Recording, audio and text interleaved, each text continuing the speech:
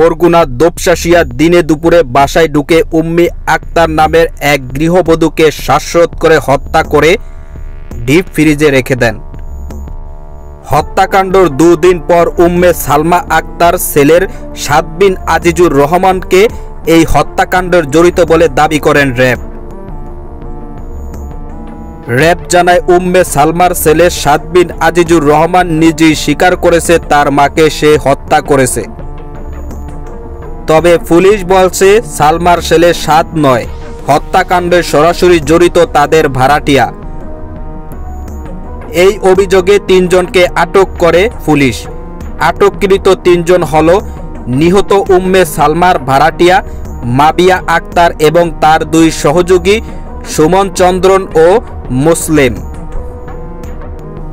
এখন প্রশ্ন হলো কী কারণে এই গৃহবধূকে নৃশংসভাবে হত্যা করে ডিপ ফ্রিজে রেখে দিল হত্যাকারীরা, সে বিষয়ই আজকের এই ভিডিওতে জানাবো।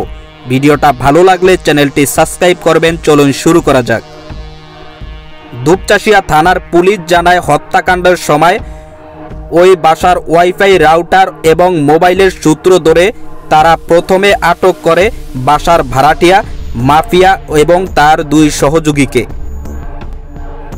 পুলিশের জিজ্ঞাসাবাদে মাবিয়া পুলিশকে জানায় ৪ মাস আগে উম্মে সালমার ওই বাসায় ভাড়া নিয়ে তিনি এখানে মাদক ও অনৈতিক কার্যকলাপ চালিয়ে যাচ্ছিল। বিষয়টি টের পাওয়ার পর উম্মে সালমা ও তার স্বামী আজিজুর রহমান ভাড়াটিয়া মাফিয়া আক্তারকে ১ মাস ধরে বাড়ি ছেড়ে দেওয়ার জন্য বলছিল। তার কাছে ২ মাসের ভাড়াও পাওনা ছিল। এদিকে এসব বিষয় নিয়ে মাবিয়া বাড়ির গৃহকর্মী উম্মে সালমার উপর খুবই ক্ষিপ্ত ছিলেন। তাই তিনি তার সহযোগী ও মাদক ব্যবসায়ী সুমন চন্দ্রন সরকার এবং মুসলিমকে নিয়ে হত্যাকাণ্ডের আগের দিন উম্মে সালমাকে হত্যার পরিকল্পনা করেন। পরিকল্পনা মাফিক ঘটনার সময় মাফিয়া প্রথমে ওই বাসায় প্রবেশ করেন, পরে মোবাইলে ফোনে ডেকে নেন তার ২ সহযোগীকে। তারা প্রথমে বাসায় ঢুকে চেতনানাশক পারফিউম করে প্রথমে উম্মে সালমাকে অচেতন করে হত্যা করে। এরপর তার নাক মুখ ও হাত বেঁধে বাসার ডিপ ফ্রিজে ঢুকিয়ে রেখে তারা ৩ জন সেখান থেকে বেরিয়ে যান। বরগুনা জেলা পুলিশ সুমন রঞ্জন সরকার জানায় আটকের পর মাফিয়া সুমন ও মুসলিমের উম্মে সালমাকে হত্যার কথা স্বীকার করে ঘটনা পুরো বিবরণ দেয়।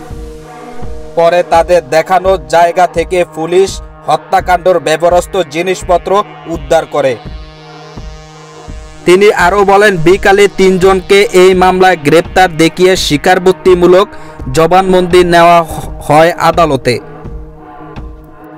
এই ঘটনাকে কেন্দ্র করে এলাকার ভিতরে খুবই ভয়ানক চাঞ্চল্যকর সৃষ্টি হয়।